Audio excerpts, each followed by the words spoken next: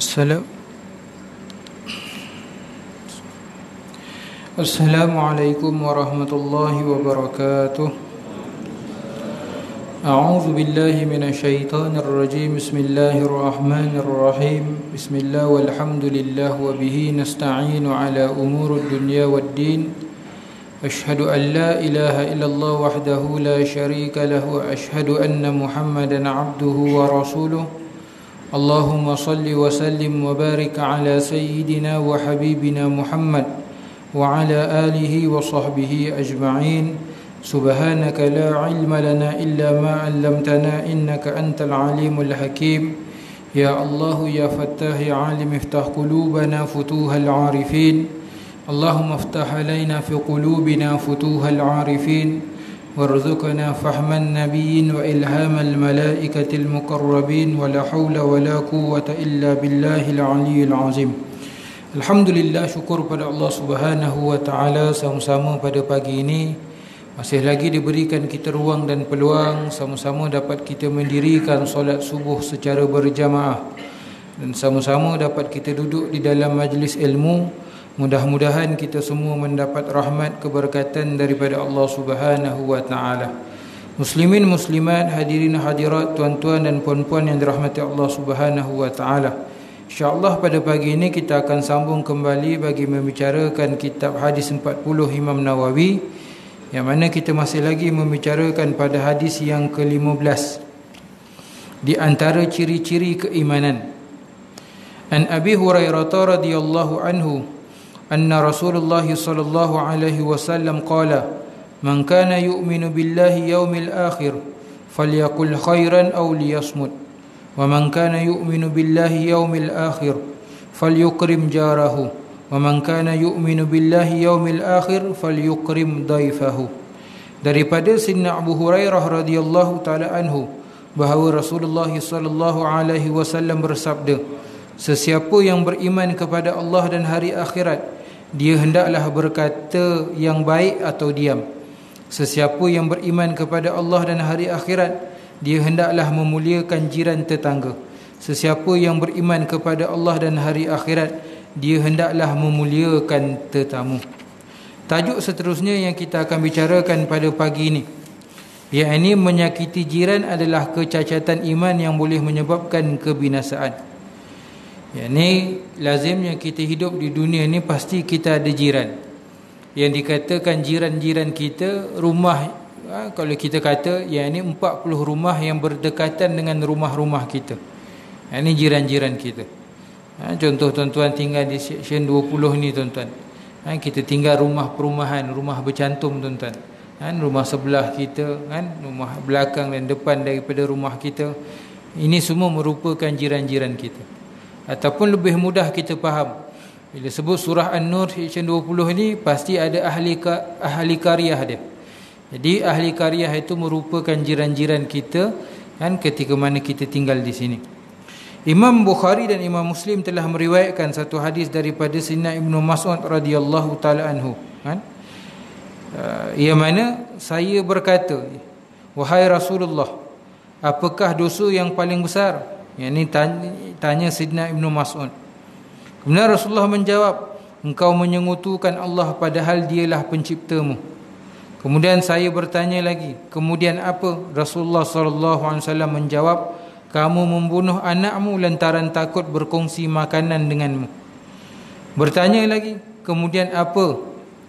Baginda menjawab, engkau berzina dengan isteri jiranmu, iaitu engkau menggoda isteri jiran tersebut sehingga dia bersetuju melakukan zina lalu engkau menzinainya. Ini termasuk daripada perkara dosa-dosa besar. Kerana ditanya kepada Rasulullah sallallahu alaihi wasallam oleh Sayyidina Ibnu Mas'ud, ayyu zanbil a'zam, apakah dosa yang besar wahai Rasulullah? Antaranya apa dia? Antuzaniya halilata jarika, yakni berzina dengan jiran tetangga. Maksudnya apa? Menyakiti ataupun mengkhianati jiran tetangga. Diriwayatkan daripada Imam Bukhari dan daripada Abu Shuraih radhiyallahu taala anhu daripada Rasulullah SAW bersabda, wallah la yu'min wallah la yu'min, wallah la yu'min. Qila wa man ya Rasulullah? Qala alladhi la ya'manu jaruhu bawaqiyah. Yani Rasulullah SAW bersumpah, demi Allah tidak beriman. Demi Allah tidak beriman, demi Allah tidak beriman. Lalu ditanya, siapakah wahai Rasulullah? Jawab baginda, sesiapa yang jiran yang tidak merasa aman daripada kecelakaannya. Dia kaedah dia mudah, tuan-tuan. Bila mana kita mengharapkan kebaikan, kita kena mulakan kebaikan. Kita selalu terkadang kita mengharapkan kebaikan daripada orang lain, sedangkan kita tak pernah tunjukkan kebaikan. Ini konsep dakwah yang diajarkan oleh Allah Subhanahu wa taala dalam Al-Quran. Dalam Al-Quran kan Allah Subhanahu wa taala sebut, ku anfusikum wa ahlikum nara. Jaga diri kamu, keluarga kamu daripada bakaran api neraka. Maksudnya apa? Bukan kita suruh orang buat baik dulu. Kena suruh lah, tapi maksudnya kita mendahului dari segi melakukan kebaikan. Semoga orang terkesan dengan kebaikan yang kita lakukan. Kadang-kadang kan bila kita tegur seseorang, engkau jangan buat gitu, gini dan sebagainya, orang tu jawab, engkau pun sama macam aku. Kan payah nak jawab, tuan-tuan. Jadi kalau kita mulakan kebaikan, kalaupun kita ada sedikit kesalahan, pasti orang tak menghiraukan kesalahan yang kita lakukan.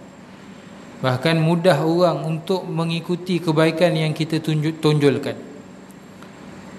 Menyuruh dengan mengajar dua perkara yang berbeza.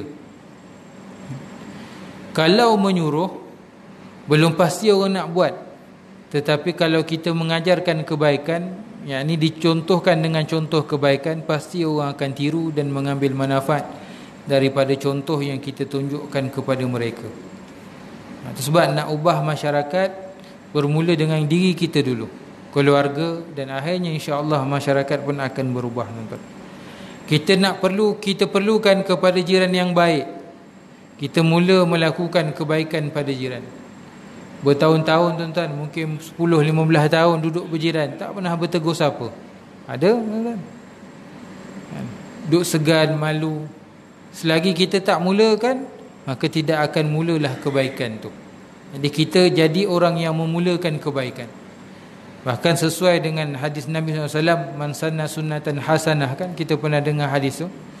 Barang siapa yang menunjukkan satu sunnah yang baik, mengajarkan satu sunnah yang baik, kemudian orang ambil sunnah tu dan amalkan, maka orang tu dapat pahala, kita pun sama-sama dapat pahala.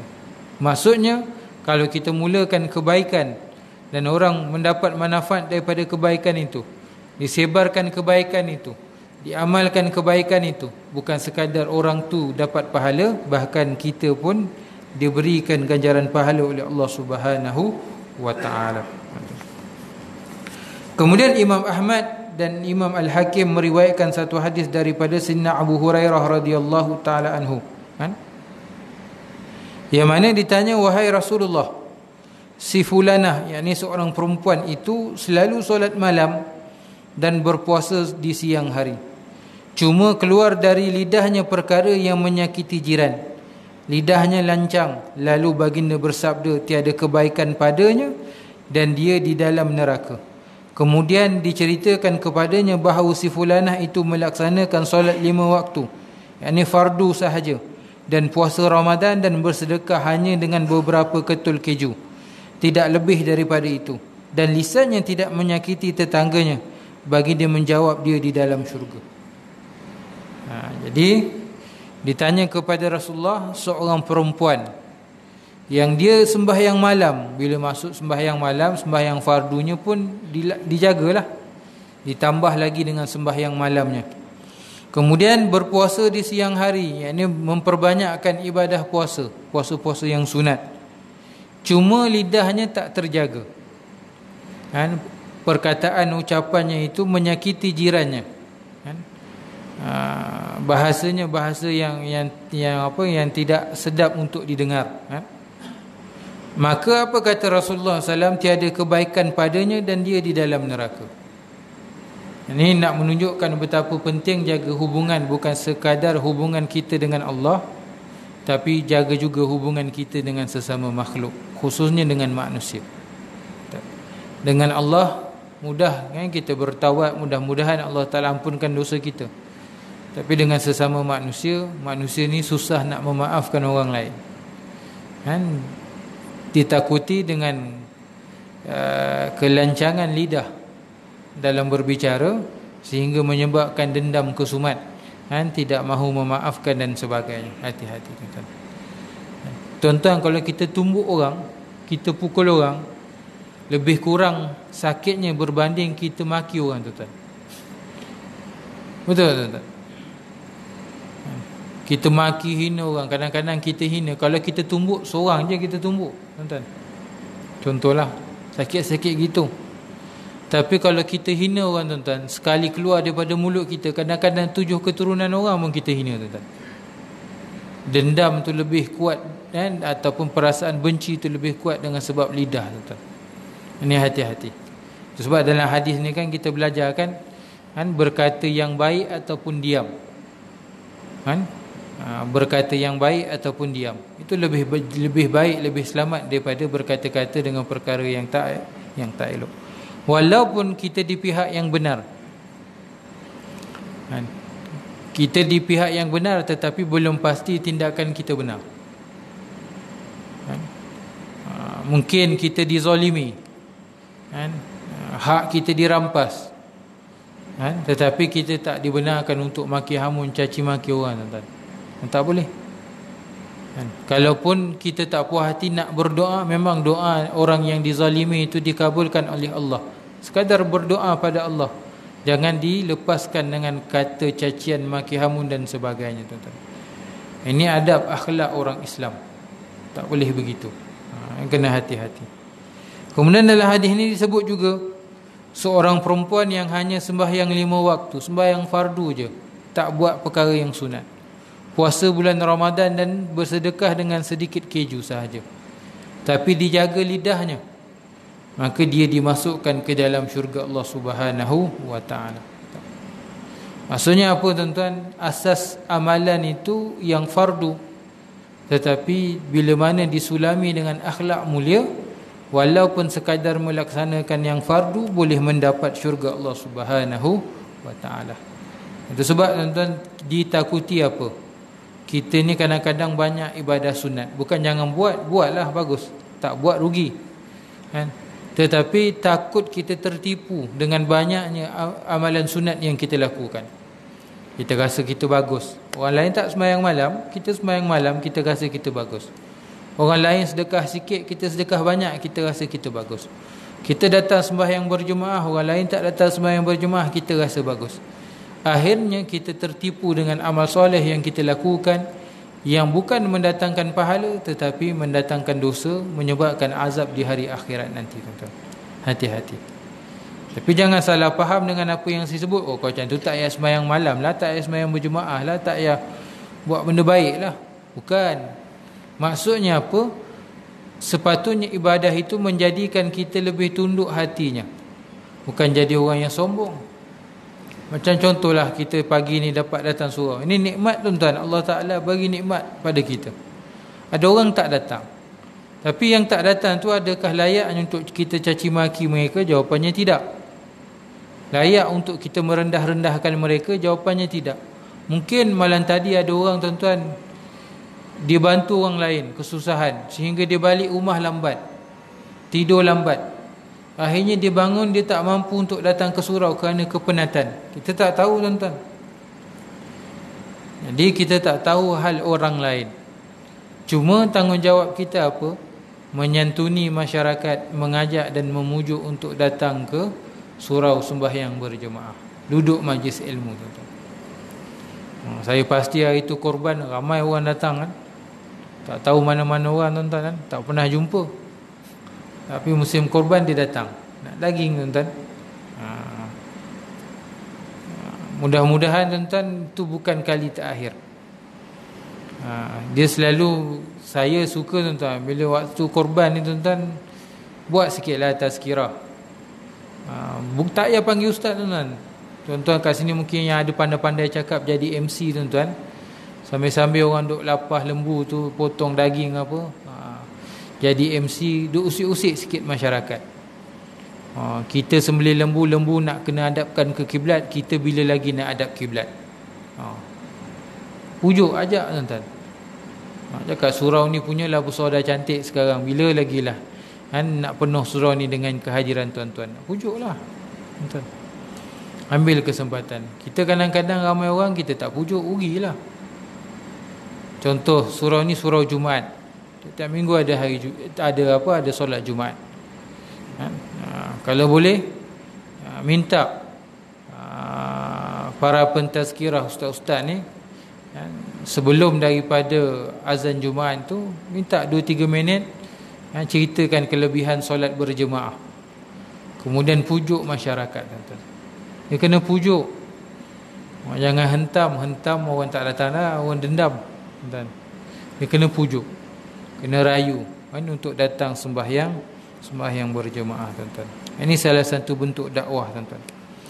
Maksudnya betapa pentingnya lidah kita dalam berbicara ni tuan-tuan. Betapa pentingnya kita kena jaga adab-adab ketika berbicara. Kalau pepatah Melayu dia kata apa? Menarik rambut daripada tepung, rambut tak putus, tepung tak berderai tuan-tuan. Ini konsep dakwah. Dakwah ni bukan hari ni kita cakap, masa tu juga berubah. Ada orang hari ni kita cakap, esok berubah. Ada orang mungkin sebulan lepas tu. Ada orang mungkin bertahun-tahun lamanya baru berubah tuan-tuan. Jadi yang penting dakwah disampaikan dengan penuh santun dan rasa hormat kepada orang lain tuan-tuan. Seterusnya di antara cara berbuat baik kepada jiran. Yang pertama, menolongnya ketika berhajat. Dalam Musnad Imam Ahmad daripada Sayyidina Umar radhiyallahu taala anhu, tidak boleh kenyang seorang mukmin sedangkan jiran tetangganya kelaparan. Jadi antara perkara ataupun antara cara untuk berbuat baik dengan jiran, yakni menolong jiran kita ketika mana berhajat. Kata Sayyidina Umar, tidak boleh seorang mukmin kenyang melainkan jirannya dalam kelaparan tuan-tuan. Saya nak sebut ginilah tuan-tuan. Masing-masing nak datangkan hujah dan dalil kan. Berkenaan dengan korban juga tuan-tuan. Berkenaan dengan korban. Kita sibuk hantar korban luar negara tuan-tuan. Tapi tempat kita ada juga orang yang dia sendiri nak makan daging pun susah. Kenapa kita tak santuni orang yang ada di kawasan kita berbanding kita hantar luar negara tuan-tuan?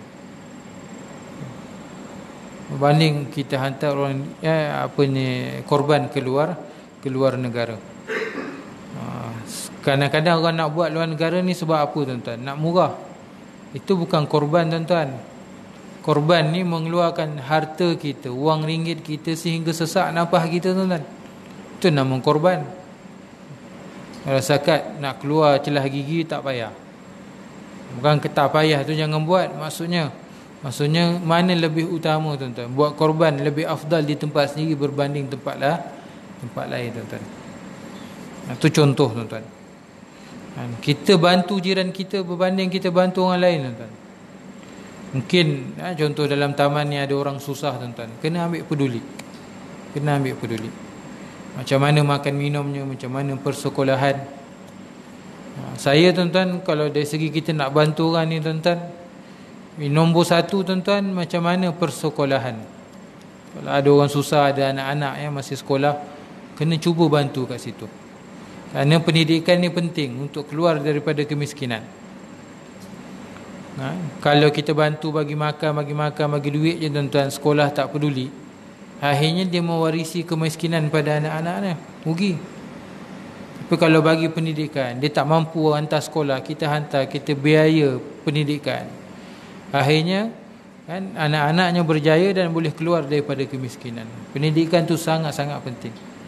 Sebab kalau kita ingat mungkin mak ayah kita dulu orang kampung, torih getah, orang susah tuan-tuan. Tapi bab belajar tak ada kompromi tuan-tuan. Tak belajar ada bantainya tuan-tuan. Paling kurang dulu tuan-tuan, kalau kita lihat mak ayah kita hantar pergi mengaji, Dia tak mampu hantar anak, dia tak mampu untuk ajar anaknya mengaji, tapi dia hantar anaknya untuk pergi mengaji. Mak ayah dulu. Sekarang tuan-tuan tak peduli, tuan-tuan. Tak mak saya sebut, punya pemalas mak ayah zaman sekarang, tuan-tuan. Anak sekolah tongkang langgang dia tak peduli lah. Janji kau pergi sekolah, janji pergi sekolah. Kan? Tak ada fikir nak hantar tuition mengaji. Jangan harap, tuan-tuan. Haram memang tak hantar lah. Kenakan yuran satu orang RM30 pun merungut, tuan-tuan.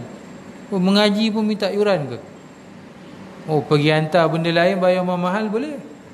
Kan, hantar main muzik, contohlah main belajar muzik bayar ratus-ratus boleh. Tapi bab akhirat RM30, tuan-tuan. RM30 tu celah gigi je. Berkira. Ni akhirat pun nak kira RM30. Ada, tuan-tuan. Punya teruk mak ayah zaman ni, tuan-tuan. Adakah mak ayah zaman ni, ke zaman saya lah, tuan-tuan, tak dididik dengan didikan yang betul? Jawapannya dididik dengan betul. Tetapi tak tahulah apa masalah yang berlaku, kan? Akhirnya generasi yang akan datang pula dididik dengan didikan yang tidak betul, tuan-tuan. Jadi penting, tuan-tuan, kita kena mengambil tahu tentang jiran kita, kan? Tidak boleh kita kenyang. Bukan tak boleh tu langsung maksudnya haram. Tidak boleh ataupun tidak patut kita ni kenyang sedangkan jiran kita dalam kelaparan, tuan-tuan. Kemudian Imam Al-Hakim meriwayatkan daripada Rasulullah sallallahu alaihi wasallam, ma amana bi man bata syab'an wa jaruhu illa janbihi ja'iun wa huwa ya'lamu. Tidak beriman kepadaku, kan? Orang yang bermalam dalam keadaan kenyang sedangkan jiran tetangganya kelaparan dan dia mengetahuinya. Kata Nabi SAW, tidak beriman maksudnya tidak sempurna iman, kan? Orang yang bermalam tidur dalam keadaan kenyang sedangkan jiran tetangganya kelaparan dan dia mengetahuinya. Tu kalau kita lihat kisah Sayyidina Umar radhiyallahu taala anhu ketika jadi khalifah, jadi pemimpin, tuan-tuan. Ini sebagai satu contoh, kan? Beliau malam keluar, kan? Berjalan di sekitar Madinah, memerhatikan gelagat rakyatnya pada ketika itu. Mungkin ada daripada kalangan rakyatnya yang susah, tuan-tuan, yang kelaparan, kan? Maka beliau berpusing cari dan hantarkan bantuan kepada mereka yang kesusahan, tuan-tuan. Maksudnya apa? Membantu orang lain ini satu amalan yang mulia, satu amalan yang sangat dituntut dalam agama itu sendiri, dalam Islam ni sendiri, tuan-tuan. Jadi dalam hadis ini sama seperti hadis yang sebelum itu, Nabi SAW sebut, tidak sempurna iman seseorang bila mana dia tidur dalam keadaan kekenyangan sedangkan jirannya masih lagi dalam kelaparan dan dia mengetahuinya. Dalam Sahih Muslim daripada Sayyidina Abu Dzar radhiyallahu taala anhu bahawa Rasulullah sallallahu alaihi wasallam bersabda, jika engkau memasak daging atau seumpamanya yang berkuah, banyakkan kuahnya, kemudian perhatikan keluarga tetanggamu dan berikanlah sebahagian kepada mereka dengan baik. Ini alhamdulillah, ini amalan kita, masyarakat kita lah, kan? Kita ni alhamdulillah, tuan-tuan, satu masyarakat ataupun satu kaum, kita ni dipanggil Melayu lah secara umumnya. Dalam Melayu tu ada Jawa, Bugis, Minang dan sebagainya lah. Secara umumnya orang-orang yang di Nusantara ni orang Melayu, kan? Dan bila sebut Melayu sinonim dengan Islam, kan? Bila sebut Melayu orang ingat Islam, bila sebut Islam di Nusantara orang ingat Melayu. Dan orang Melayu ni, tuan-tuan, alhamdulillah kita ni, khususnya orang Malaysia ni, tuan-tuan, bukan sebab kita orang Malaysia nak puji Malaysia, tak. Ini realiti yang berlaku, tuan-tuan. Orang Malaysia ni, tuan-tuan, alhamdulillah kita ni orang Islam Malaysia, satu bangsa ataupun satu kaum yang sangat ambil peduli tentang orang lain, tuan-tuan. Betul tak, tuan-tuan? Ini negara kita, kan, orang Melayu. Bukan negara Cina, orang Cina, bukan negara orang India, tuan-tuan. Mereka tu pendatang. Saya sebut bukan menghina, tapi nak sebut realitinya gitu. Orang India, orang Cina ni mereka pendatang, mereka dibawa oleh British untuk duduk di sini, tuan-tuan. Orang Melayu ni punya baik tuan-tuan, kita ni orang Melayu. Bukan sebab Melayu je lah, sebab Islam tu jadikan kita akhlak mulia tuan-tuan. Kita boleh berkongsi tempat tinggal kita dengan bangsa lain. Tuan-tuan, rumah kita tuan-tuan, senang ke kita nak bagi orang lain duk menumpang rumah kita? Rasa susah. Tapi hebatnya akhlak kita orang Melayu ni tuan-tuan, orang Islam ni Melayu, kita boleh berkongsi tempat duduk kita, rumah kita dengan orang lain tuan-tuan. Hebat tuan-tuan. Sebab carilah mana-mana negara atas dunia ni, kalaupun namanya Amerika, kita dengar macam moden canggih sangat Amerika, seolah-olah macam bertamadun, resis di sana sangat-sangat teruk tuan-tuan.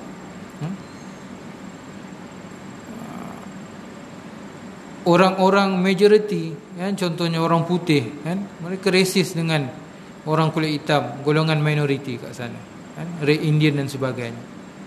Tuan-tuan pergi ke UK, orang Inggeris tuan-tuan kan, kita rasa mereka ni hebat sangat, bagus sangat lah kita kata. Rasisnya pun kuat tuan-tuan. Kita tuan-tuan jadi masyarakat ataupun kaum yang majoriti, 60-70% kita orang Melayu tuan-tuan.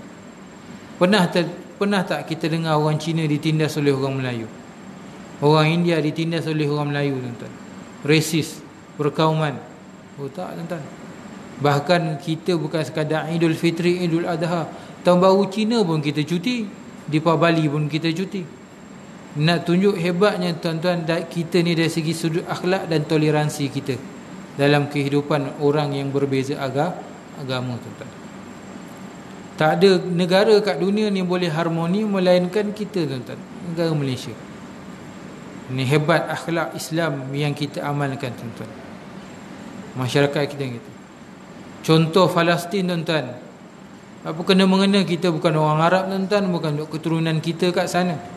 Tapi bila setiap kali orang Palestin dizalimi tuan-tuan, negara mana yang awal-awal sekali rakyatnya akan hantar bantuan? Malaysia tuan-tuan. Negara lain duk korban dekat negara dia, kita sampai luar negara kita korban tuan-tuan. Nak tunjuk orang Malaysia ni sangat-sangat prihatin tuan-tuan, sangat baik akhlak. Orang Jawa tuan-tuan, saya tak ingat apa dia istilah, kunjungan ke apa, selalunya sebelum Ramadan ataupun ketika Ramadan pun ada, masak banyak-banyak, kemudian bungkus-bungkus bagi agih-agihkan pada jiran-jiran tetangga tuan-tuan. Orang Jawa lagi tuan-tuan, ada yang dinama dengan berkat. Dululah, sekarang orang Jawa dah lain dah tuan-tuan.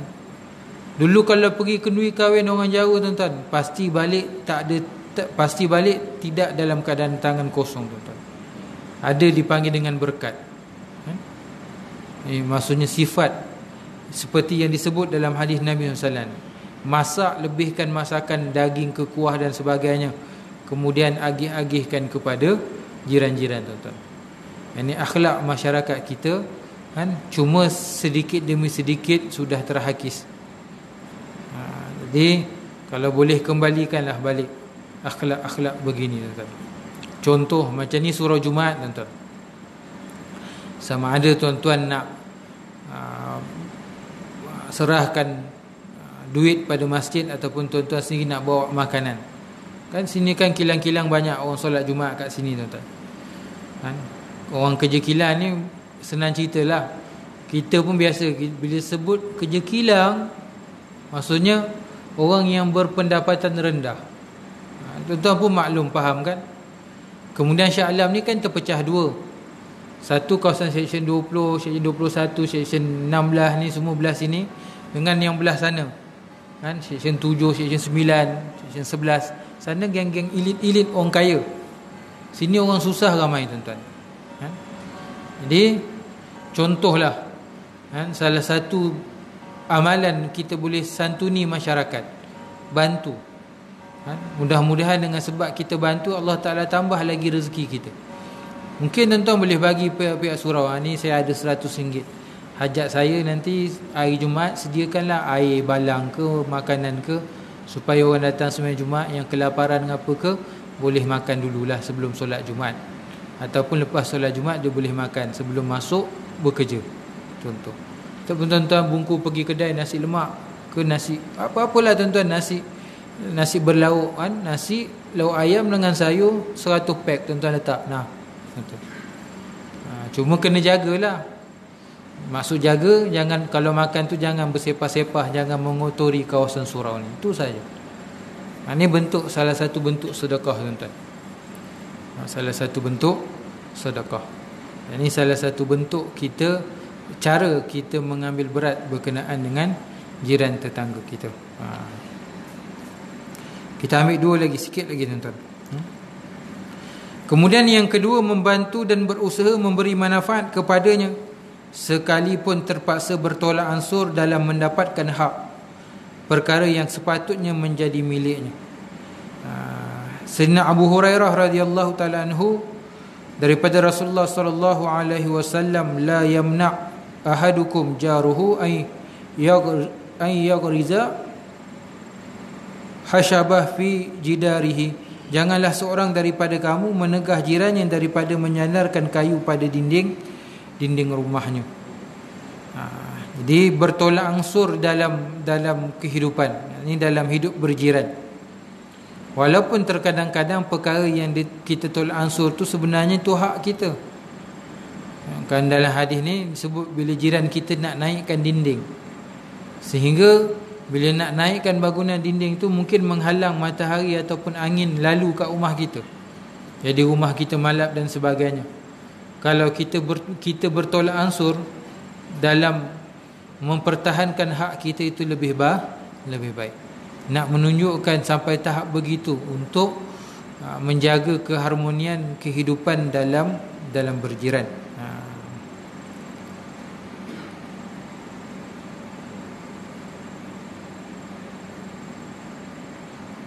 Kemudian menghulurkan hadiah kepada jiran, terutama ketika ada sempena, ada majlis lah. Imam Bukhari meriwayatkan daripada Sayyidatina Aisyah radhiyallahu taala anha bahawa Rasulullah sallallahu alaihi wasallam bersabda, janganlah seorang itu memandang hina kepada jirannya sekalipun kerana satu farsinasyah.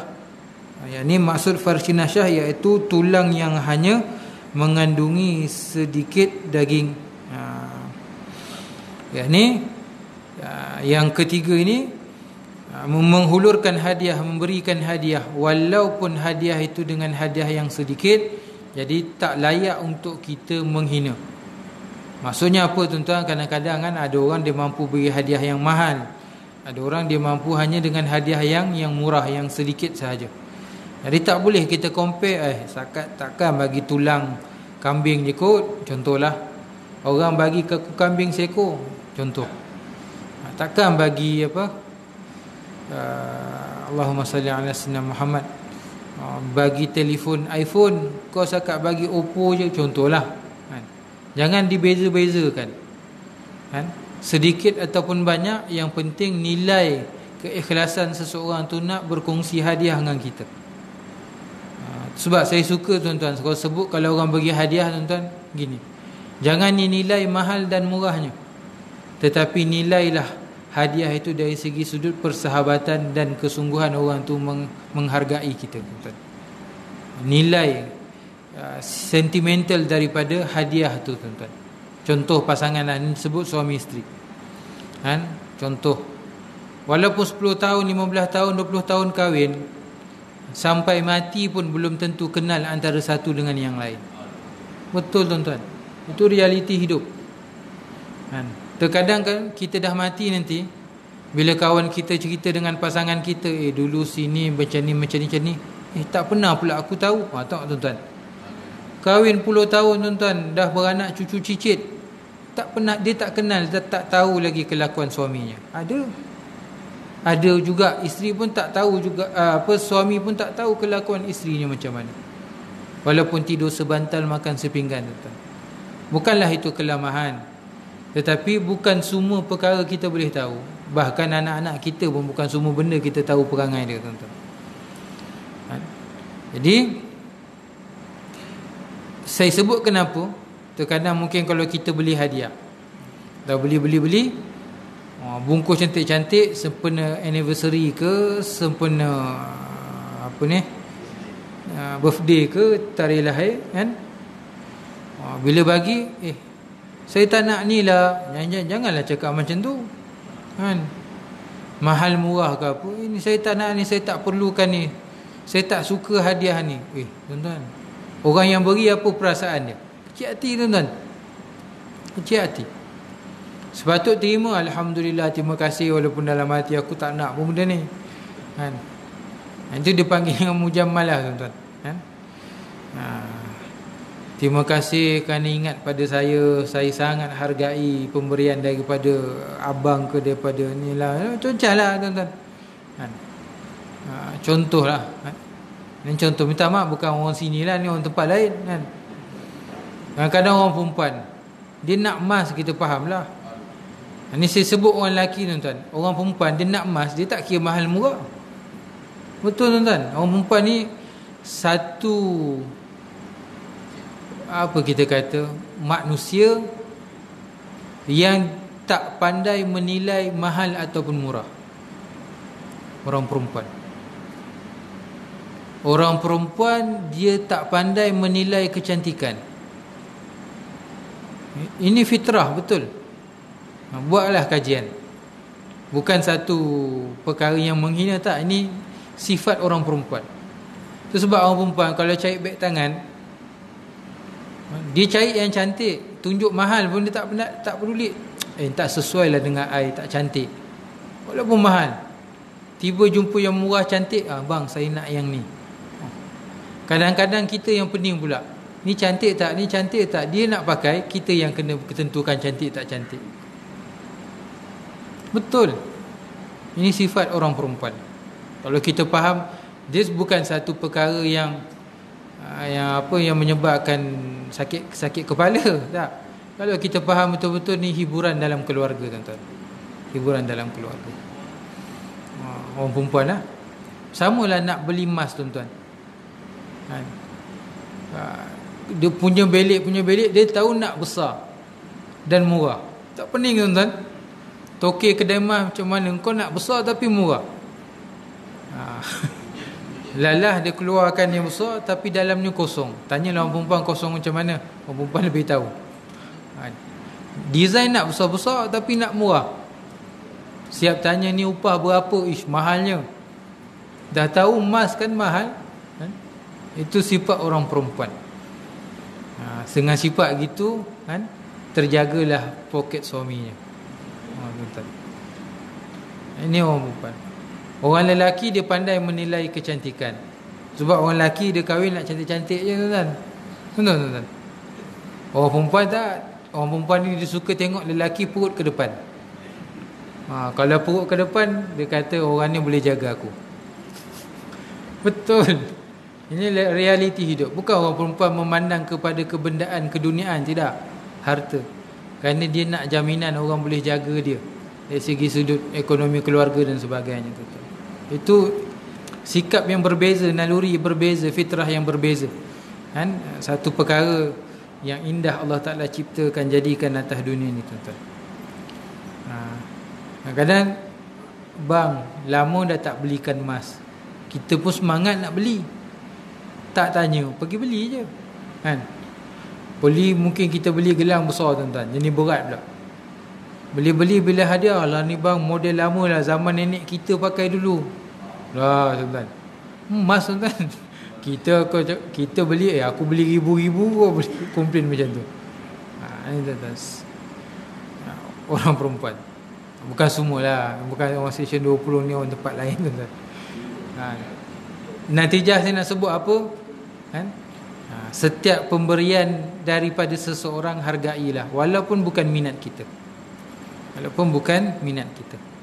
Kerana menghargai pemberian seseorang itu salah satu tuntutan yang dituntut oleh syarak, satu sunnah yang diajarkan oleh baginda Nabi sallallahu alaihi wasallam. Wallahu taala a'lam. Mudah-mudahan sedikit apa yang saya kongsikan pada pagi ini sikit sebanyak jadi panduan untuk kita bersama. Mudah-mudahan dapat kita amalkan dan mudah-mudahan amal-amal soleh kita diterima oleh Allah Subhanahu wa taala. Mudah-mudahan kita diganjari dengan ganjaran yang besar. Tapi sebelum tu ada satu perkara saya nak sebut, ialah sempena kita bawa habis korban ni, tuan-tuan. InsyaAllah kita akan sambut lagi Idul Adha 12 bulan yang akan datang lah, setahun lagi. Jadi saya nak kempen pada tuan-tuan kan, tahun ni kan 800 ke 900 kan satu bahagian. Tahun depan mungkin dah jadi 900 ke 1000 satu bahagian. Ni dah boleh mula kumpul duit sikit-sikit.